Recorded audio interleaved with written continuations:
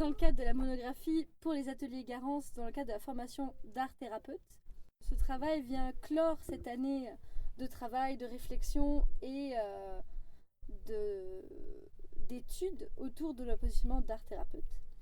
Et donc aussi questionner notre positionnement en tant qu'artiste et en tant que thérapeute dans l'avenir et qu'est-ce que je veux faire avec ce parcours-là. Après réflexion, j'ai pu aboutir à un objet art thérapeutique qui du coup va un peu cadrer les ateliers que je mènerai, qui s'appelle l'opéra-thérapie.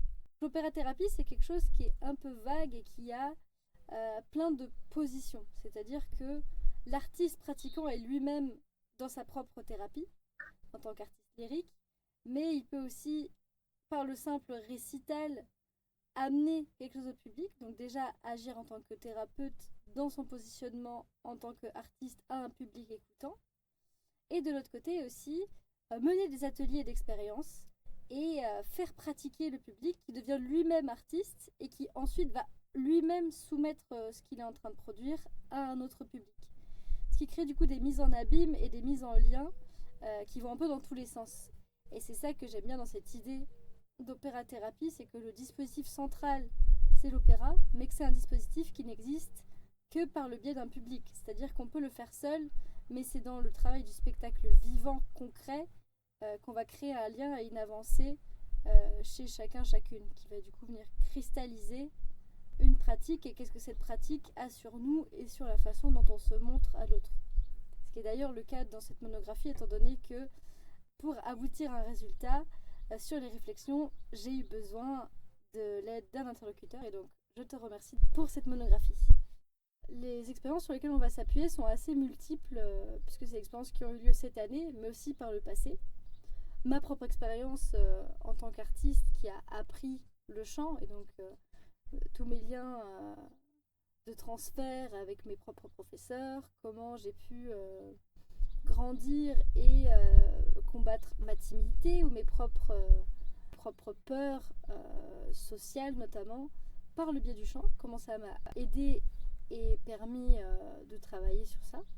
Il y a eu différents types d'ateliers, notamment un projet d'opéra de rue qui existe depuis le confinement, qui vient au contact des publics et vient faire découvrir l'art lyrique auprès des publics qui parfois n'ont jamais été confrontés à ce genre-là. Aussi des ateliers de pratique, donc auprès d'enfants, dans des écoles primaires, dans des collèges, avec des interventions qui présentent et mettent en scène l'art, mais aussi qui font faire et font pratiquer. Et aussi des ateliers à destination des publics en EHPAD, alors, ou en tant qu'animatrice, où j'ai pu travailler pendant 3 mois au moment du Covid, ou en tant qu'artiste vraiment intervenant de façon très ponctuelle. Ensuite, des expériences avec des publics en situation de handicap, notamment des publics autistiques auprès de la Fondation Anne de Gaulle ou d'une maison spécialisée. Et enfin, un atelier auprès d'un public de futurs assistants sociales, et qui a eu lieu à l'Opéra de Tours, qui est venu un peu mettre une première base de cadre à qu'est-ce que l'opéra-thérapie en tant que formation à destination des accompagnants en tant que tel. Il y a aussi toute l'expérience en tant qu'artiste lyrique qui mène ses récitals et aussi en tant que prof de chant et l'accompagnement que j'ai pu faire auprès de mes propres élèves. Souvent, quand les personnes viennent passer la porte de l'atelier, il y a déjà une première envie, c'est-à-dire une curiosité de découvrir la voix, de qu'est-ce que c'est. C'est là aussi l'aspect opéra de rue a son rôle parce qu'on vient cueillir les gens un peu dans leur quotidien. Et c'est souvent à ces moments-là qu'on crée des liens et que certaines personnes viennent après nous voir pour mener des ateliers. On a eu le cas de professeurs en lycée qui nous ont rencontrés dans la rue. Donc quand je dis nous, c'est l'opéra de rue, lyrisme de rue à Rennes, qui nous ont vus dans la rue, qui nous ont demandé ensuite d'intervenir dans leur établissement avec notre spectacle. Et après, qui nous ont redemandé de revenir avec cette fois-ci des ateliers où on a fait participer les adolescents. Et donc c'était intéressant de voir que dans un groupe d'adolescents, surtout quand c'est entre guillemets imposé par un professeur, il y en a qui adhèrent complètement, qui se mettent à chanter, qui se mettent à jouer. et d'autres qui sont très mal à l'aise et qui, au contraire, sont plutôt ou en rébellion, ou au contraire vont se mettre à participer avec. Il y a une espèce d'engagement qui se fait, ou de non-engagement, mais la simple écoute est déjà une façon d'être présent à. Et après, bon, bah forcément, comme tout dispositif, parfois il y a des personnes qui ne vont pas adhérer et qui n'aiment pas ça. Et c'est ça qui est intéressant aussi, c'est que c'est un dispositif comme un autre et que ça s'inscrit dans un cadre global. Et l'opéra, en soi, n'est pas que de la voix. C'est ça qui est intéressant aussi, c'est qu'on peut aussi toucher, dans un cadre d'expérience opératique, d'autres types d'expressions que la simple expression vocale. Même si c'est forcément mon premier médium sur lequel je vais travailler. Mais sans obligation, parce qu'il ne faut pas non plus que les personnes se sentent forcées. Mais s'il y a un simple son qui vient, c'est déjà quelque chose. Dans un groupe, parfois il peut arriver qu'il y ait un enfant pianiste, par exemple, mais qui ne soit pas du tout chanteur. Bah, si le simple enfant va venir tourner les pages pendant le concert, bah, c'est déjà une victoire, parce qu'il y a eu un engagement et une présence et une mise en valeur de l'individu dans un processus artistique. Et qui va du coup forcément travailler sur l'estime de soi et l'envie d'aller plus loin dans une pratique pour soi.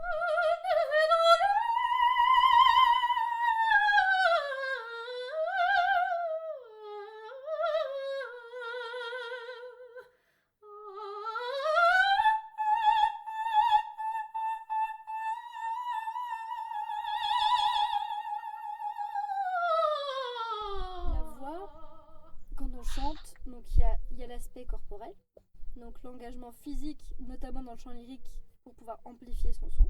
Il y a l'aspect vibratoire aussi, c'est-à-dire qu'on est constitué d'eau, et donc le son amplifié, le son naturel amplifié par la voix lyrique, vient faire vibrer l'eau qu'on a dans notre corps, donc il y a un aspect vibratoire général chez celui qui émet et chez celui qui reçoit, celui ou celle.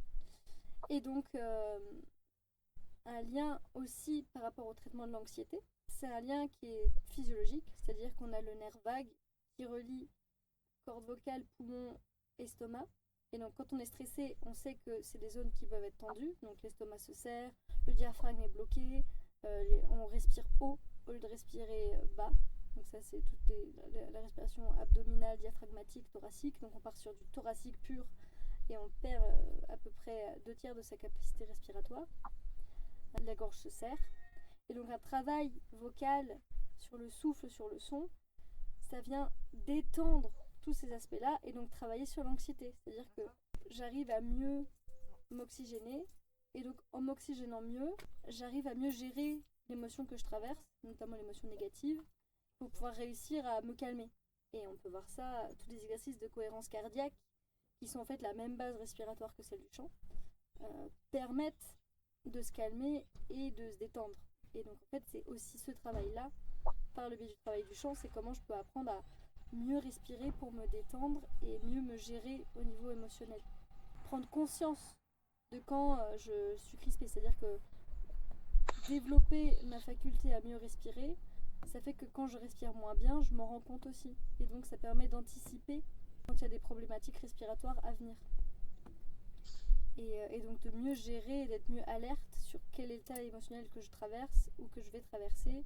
Faire tout ce travail-là respiratoire qui fait partie intégrante du chant. En yoga, on appelle pranayama tous les exercices respiratoires qui sont sur un souffle plus ou moins contrôlé. Le chant en tant que tel est un pranayama, c'est-à-dire que le chant est une façon de contrôler son souffle sur un débit ralenti qui donc crée une retenue de la sortie de l'air et donc forcément une canalisation du travail du nerf vague, du diaphragme, et donc vient ralentir le débit général. Là où quand on est stressé, on peut très vite l'accélérer. Donc c'est un travail qui est hyper bénéfique pour la psyché, pour justement se calmer, se détendre. Outre aussi tout l'aspect identitaire de quand je travaille ma voix, elle se développe et donc j'apprends à mieux la positionner et du coup je me blesse moins. Et je suis capable du coup de parler plus longtemps. Si je parle plus longtemps, je peux mieux m'exprimer, je peux mieux interagir. Donc tout cet aspect-là fonctionnel, mais qui a aussi un aspect forcément psychique, puisque me maîtriser ma voix, c'est mieux être capable d'interagir avec ce qui est autour de moi.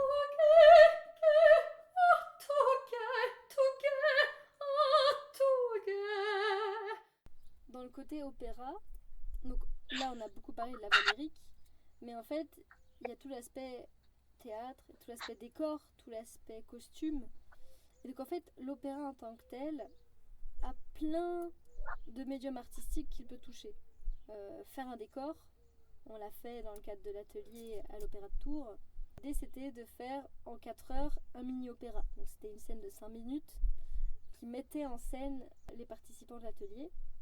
Et donc l'enjeu c'était de penser un décor, une mise en scène, des costumes, un maquillage, un support musical, un support théâtral, et qui soit le reflet de la sensibilité des participants de l'atelier, au regard d'autres ateliers art thérapeutiques qu'ils avaient fait par le passé des 2 années qui venaient de s'écouler, où ils avaient fait de la peinture, ils avaient fait d'autres ateliers d'écriture, etc. Et donc là, l'enjeu, c'était de faire écho à ces pratiques-là, à faire écho à ce qu'eux-mêmes étaient capables de faire. Il y avait par exemple une majorette qui a fait de la majorette, il y avait une guitariste. Donc il y avait tout ce côté-là de faire écho à quelles sont leurs compétences déjà là et comment ils peuvent les mettre en lumière et en valeur dans un dispositif opératique qui est en fait simplement une espèce de grande mise en scène, une situation qui est le fruit de leur vécu partagé ensemble pendant 2 ans. Ça peut être qu'un week-end, ça peut être qu'un jour, ça peut être que quelques heures. Mais comment on peut faire trace par un dispositif qui est là l'opéra de ce qui a été traversé ensemble. Et donc il y a tout le cadre de confiance à trouver. Comment je peux donner confiance en les autres de s'exposer. Comment on peut ouvrir un espace où tout le monde trouve sa place. Et donc ça crée beaucoup de ponts et des fois des découvertes, des personnes un peu timides qui d'un coup vont se trouver dans leur expressivité quelque chose de flamboyant et qui vont prendre le centre de la scène parce que d'un coup elles auront trouvé leur espace d'expression auquel on ne s'attendait pas forcément en tant qu'encadrant. Et ça qui est un peu magique, c'est que ouvrir la porte de l'opéra, c'est ouvrir la porte vers une infinité d'arts. On peut être technicien, on peut être travailler simplement sur la lumière, sur le décor, le costume, simplement travailler sur une mise en pli d'une nappe sur une table est déjà un travail artistique. Et donc ça c'est hyper intéressant de valoriser chaque geste qui vient sublimer un tableau, qui sera du coup le tableau final qui là va durer 5 minutes à 1 heure selon l'espace qui est disponible. Et que du coup chaque petit détail compte. Et c'est ça qui est génial dans les exigences esthétiques qu'il y a à l'opéra, c'est que tout détail compte. Donc ce qui met une grande pression quand on est dans une situation professionnelle. Et c'est bien du coup des fois de faire des ateliers expérientiels qui viennent relativiser. Souvent on a des professionnels qui disent on n'est pas chirurgien, mais il y a quand même un tel enjeu derrière la grosse machine qu'est l'opéra parce qu'il y a beaucoup d'acteurs qui sont engagés. Faire des ateliers à plus petite échelle, ça vient aussi relativiser une pratique et se dire en fait ça va, on est juste là pour faire de l'art, pour faire plaisir à un public, pour faire plaisir à soi. Et c'est important de garder un côté ludique en tant qu'artiste, en tant que public. C'est-à-dire que on a des publics qui sont parfois très critiques et donc juste de les imaginer à notre place, si eux s'imaginent à notre place, d'un coup ça crée quelque chose de ah oui bon, c'est sûr que ça remet tout le monde à sa place. C'est qu'on n'est pas là pour faire ses preuves, on est là pour partager un moment humain, un moment émotionnel, un moment qui vient sublimer des situations. Et c'est dans cette sublimation-là qu'on vient toucher du doigt la sensibilité et l'expression de chacune. Et c'est ça qui est intéressant, quelle que soit l'échelle de production. C'est-à-dire que ce soit dans un petit atelier d'1 heure, dans un travail d'1 semaine ou dans une production professionnelle qui est préparée depuis un mois. Et toutes ces échelles-là viennent toucher au même endroit du sublime d'une situation où chaque élément devient un élément esthétique à part entière.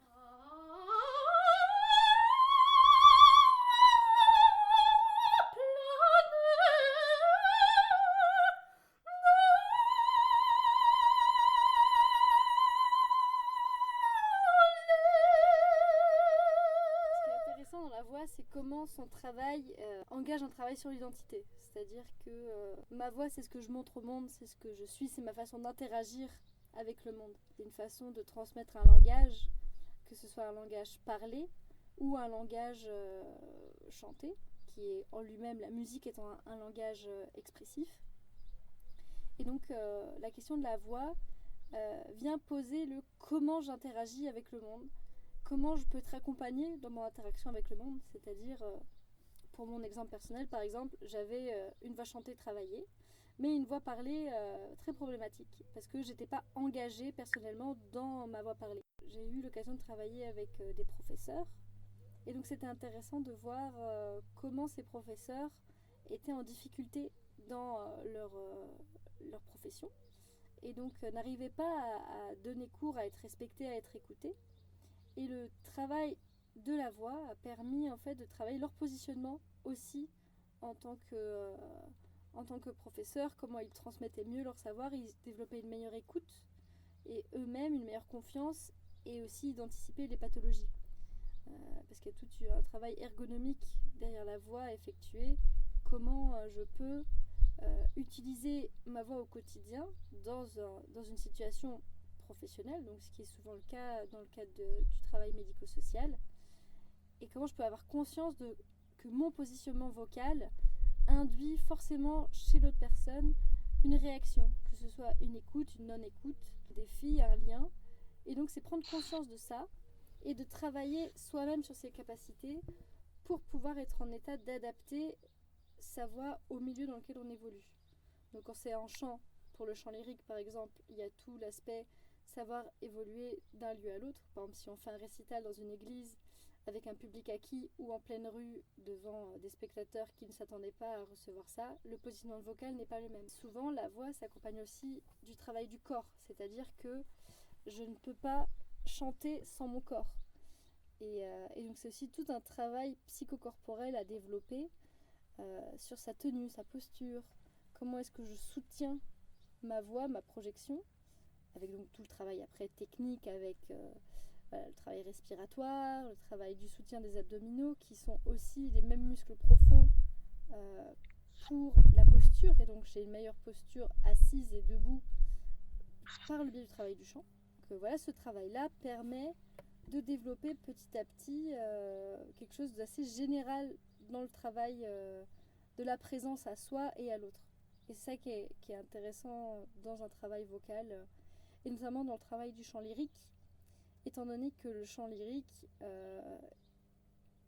on est son propre micro, et donc on est obligé de développer encore plus l'aspect vibratoire et résonantiel, parce qu'on n'est pas amplifié. Et donc passer par-dessus un orchestre de 100 personnes, ou par-dessus, dans un centre commercial, les machines, les passants, c'est tout un enjeu qui du coup demande un travail sur soi et un travail d'assumer qui l'on est, qui est assez important au final, et qui du coup demande un engagement et un parcours qui est presque identitaire, parce que forcément ce travail-là oblige à pousser ses propres limites, notamment quand on est un peu timide ou quand on a du mal à s'assumer devant un public. Donc c'est d'aller chercher là-dedans. Sachant qu'il y a d'autres solutions quand on n'est pas à l'aise en tant que soliste. Il y a aussi tout le travail de chœur, comment on fait groupe avec d'autres personnes, comment travailler ensemble. Et ça aussi, c'est tout un enjeu dans le travail du chœur, de développer l'écoute autour des autres et l'écoute de soi. Ce qui, du coup, dans un accompagnement thérapeutique, est aussi parlant de comment, quand j'évolue dans un groupe, je suis capable de m'écouter moi-même dans mes propres besoins et d'écouter l'autre dans ses besoins. Et du coup, de créer ensemble un contexte où on arrive à chacun et chacune s'écouter pour produire une traversée, ou dans ma propre capacité de moi à moi à vocaliser, ou s'il y a un récital ou un rendu à faire, dans ma capacité à être arrivée au bout d'un programme musical et de pouvoir le restituer devant un public. Sachant que la phase restitution devant un public n'est pas obligatoire. C'est simplement une étape de plus où on montre au monde, on fait voir à l'autre et au monde qui l'on est, le travail qu'on a fait et le compte rendu de la traversée qu'on a faite entre le moment où on a commencé et le moment où on a terminé, sachant qu'on ne montre toujours que le moment qui est terminé. et qui est parfois même pas forcément à la lumière de tout ce qu'on a accompli, avec le stress, avec les barrières qu'on se met, il y a des choses qui peuvent sauter et on peut perdre en acquisition parce que les choses prennent du temps à être ancrées. Belle jambe, tire qui danse, belle jambe, la vaisselle danse, tra-la-la-la-la. À l'opéra, on puise les livrets, donc les histoires sur lesquelles s'appuie l'opéra, viennent de la littérature et s'ancrent ou dans des situations passées ou dans des situations très contemporaines. J'ai pu participer l'année dernière à un spectacle qui s'appelait Dernier lieu, qui très clairement parlait d'une équipe policière qui venait faire des études sur une scène de crime de guerre. Et donc, dans l'actualité actuelle, par exemple, parler de crime de guerre, c'est très fort parce que on a plein de situations aujourd'hui, à l'instant même, qui sont des situations de crime de guerre. Et donc, mettre ça en scène, c'est aussi en parler, le mettre en lumière et permettre qu'on n'oublie pas. Ça garde un aspect de mémoire qui est important, un aspect d'archives de situations qui vont se transmettre, parce que le but c'est que la pièce soit rejouée après à l'avenir, même si malheureusement c'est pas toujours le cas, vu que des fois ça se perd. On peut parler de West Side Story qui est Roméo et Juliette, des histoires qui sont intemporelles, qui s'ancrent dans autre chose que juste la musique, puisque la musique vient certes mettre en valeur des situations, mais avant tout il y avait une situation humaine qui a été mise en théâtre, qui a été mise en musique. Donc tout ça vient s'interagir et se mettre en valeur. Et donc c'est dans ce sens-là où c'est une œuvre d'art totale. C'est qu'en fait, chaque chose compte, chaque élément et chaque art y a sa place.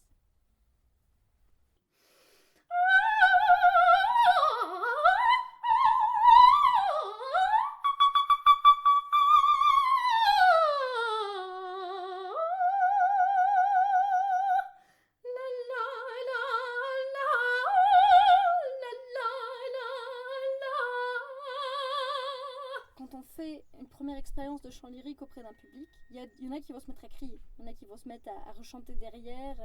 Il y a un aspect dans le chant lyrique qui est très proche du cri, parce qu'en fait c'est un son qui est fort, qui s'exprime avec tout le corps et qui est mis en musique. Donc en fait le chant lyrique est un cri brut qu'on a poli et qui s'est transformé en musique. Et c'est ça qui est intéressant, de voir comment ce travail du cri, donc ce besoin de faire sortir du son, parce qu'on voit aux différentes étapes du travail du chant, au début la voix est coincée ou au contraire elle est très ouverte, et comment on peut travailler sur cet objet brut qu'est la voix dans un corps, et ça, ce travail se développe et on voit au fur et à mesure du parcours vocal l'individu se modifier, et donc aussi apprendre à exprimer de manière brute des émotions et des sentiments. Et c'est là ce cri brut émotionnel, c'est-à-dire que le chant est un cri brut, et on le voit dans la façon dont les morceaux sont écrits, les moments culminants, et en tant que voix aiguë, je peux en témoigner, les moments culminants sont les moments aigus, les moments forts, et c'est des moments qui ressemblent à des cris, mais parce que on est au service de l'émotion et les morceaux expriment des émotions. Et donc une des premières émotions, c'est le cri de joie, le cri de peur, le cri de tristesse. Et donc on est toujours sur la brèche, comme sur la brèche de la folie, sur la brèche du cri existentiel. C'est qu'on chante son existence, on crie son existence, son émotion.